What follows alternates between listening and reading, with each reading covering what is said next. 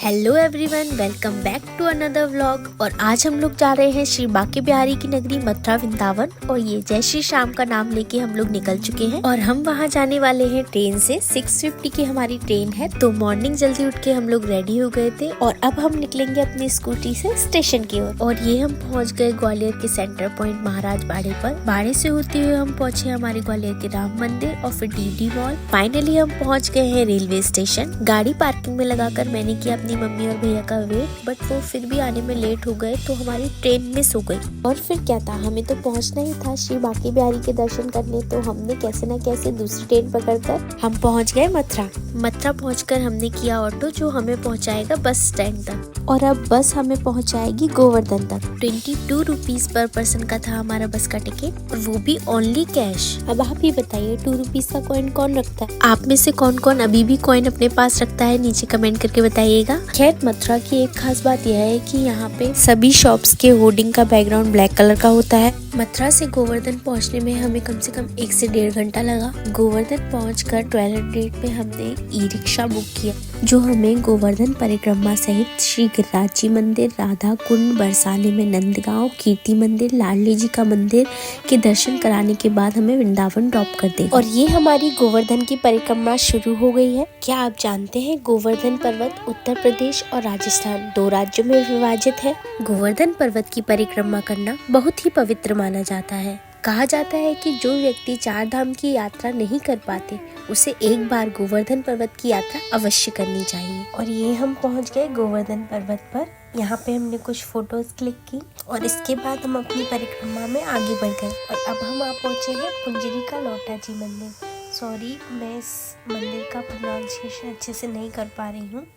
और इतने लंबे सफ़र के बाद हम लोगों को बहुत तेज़ भूख लगने लगी। हम लोगों से बिल्कुल भूख बर्दाश्त नहीं हो रही थी, तो पहले हम लोगों ने किया लंच। और ये अब हम जा रहे हैं मंदिर के दर्शन करने के लिए।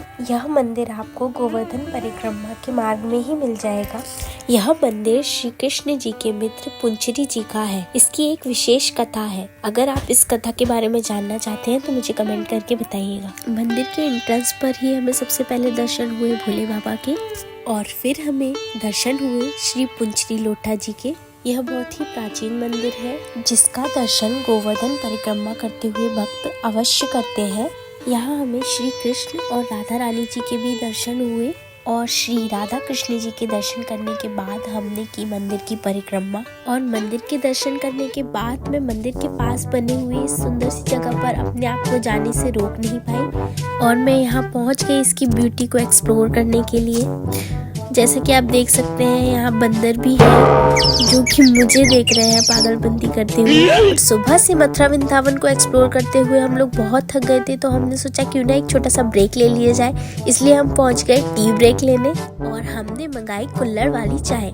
यहाँ की कुल्हड़ वाली चाय बहुत ही टेस्टी है, आप लोग भी जरूर ट्राई करिएगा। और चाय पीने के बाद हम लोग निकल गए अपने गोवर्धन की आगे की परिक्रमा के लिए। और अब हम पहुंचने वाले हैं एक और फेमस मंदिर जो गोवर्धन परिक्रमण मार्ग में ही स्थित है, और यह मंदिर है श्री गिरिराज जी महाराज मंदिर। इस मंदिर के आसपास आपको कुछ इस तरह का नज़ारा देखने को मिलता है। और ये है श्री गिरिराज जी महाराज मंदिर का एंट्रेंस। यहाँ का व्यू आप देख सकते हैं। यहाँ आपको श्री कृष्ण जी अपनी लिटिल फिंगर पर गोवर्धन पर्वत उठाए हुए आपको दिख जाएंगे। बहुत ही सुंदर व्यू है यहाँ का। और अब हम लोग चलते हैं मंदिर के अंदर दर्शन करने के लिए। और सबसे पहले हमने दर्शन किए ये शिवलिंग के, जहाँ पर दूध, दही, फूल, फल चढ़ाया जाता है। और इसके बाद हमने दर्शन किए श्री गिरिराज जी महाराज जी के।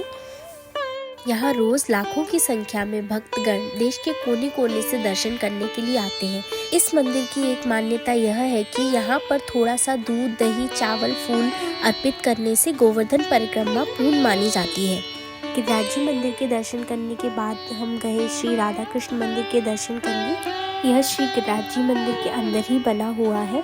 यहाँ का व्यू कुछ इस तरह का है, आप देख सकते हैं। यहाँ पहुंचकर मुझे सच में बहुत ही पॉजिटिव वाइब्स आ रही थी। यहाँ बहुत ही पॉजिटिव एनर्जी फील होती है। बहुत ही शांतिपूर्ण वातावरण है यहाँ का। बहुत ही अच्छा फील हो रहा था यहाँ आकर। कैसा लग रहा है? और मंदिर के दर्शन करने के बाद ये है मंदिर के बाहर का व्यू, कुछ इस तरह का है।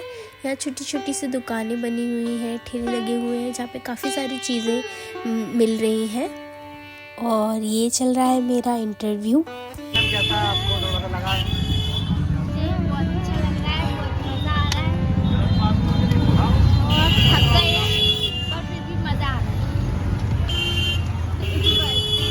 और फिर ये सारी चीज़ें एक्सप्लोर करने के बाद हम अपनी गोवर्धन परिक्रमा की यात्रा में आगे बढ़ गए हैं। और थकान की वजह से सबको बहुत नींद आ रही है। ये देखो चश्मा लगा के ही सो रहे हैं। देखो चश्मा लगा के सो रहे हैं। और ये देखिए मेरी मम्मी भी सो रही है। और अब हम पहुंच गए हैं नंदगांव, जहां श्री कृष्ण का बचपन बीता। कहा जाता है कि श्री कृष्ण नंद बाबा और माँ यशोदा के साथ इसी मंदिर में रहा करते थे। यह मंदिर ये छोटी छोटी गलियों से निकलते हुए ऊपर पहाड़ी पर बना हुआ है। यहाँ मंदिर के आसपास का व्यू कुछ इस तरह का है। अभी भी मंदिर पर पहुँचने के लिए हमें और ऊपर जाना पड़ेगा। और ये हम पहुँच गए गोकुल के फेमस श्री कृष्ण मंदिर। माना जाता है कि यहाँ श्री कृष्ण अपने बाल रूप में अभी भी मौजूद है। इस मंदिर के बारे में यह भी बताया जाता है कि यहाँ वैसे तो कई मूर्तियाँ हैं, लेकिन एक मूर्ति ऐसी है जो जमीन से अपने आप निकली थी। मंदिर के पास एक गौशाला भी बनी हुई है। और ये है मंदिर के अंदर का view. So positive, so energetic, बहुत अच्छी वाइब है यहाँ की।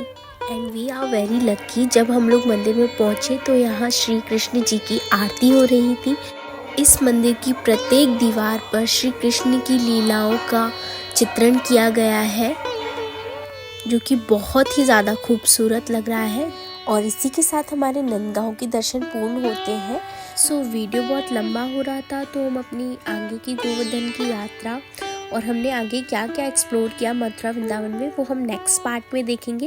अगर आपको वीडियो पसंद आ रहा हो तो प्लीज़ वीडियो को लाइक करिएगा, शेयर करिएगा, कमेंट ज़रूर करिएगा कि आपको वीडियोस कैसे लग रहे हैं और आगे आप क्या देखना चाहते हैं। और नेक्स्ट वीडियो के लिए मेरे चैनल को सब्सक्राइब करिएगा। Thank you for watching.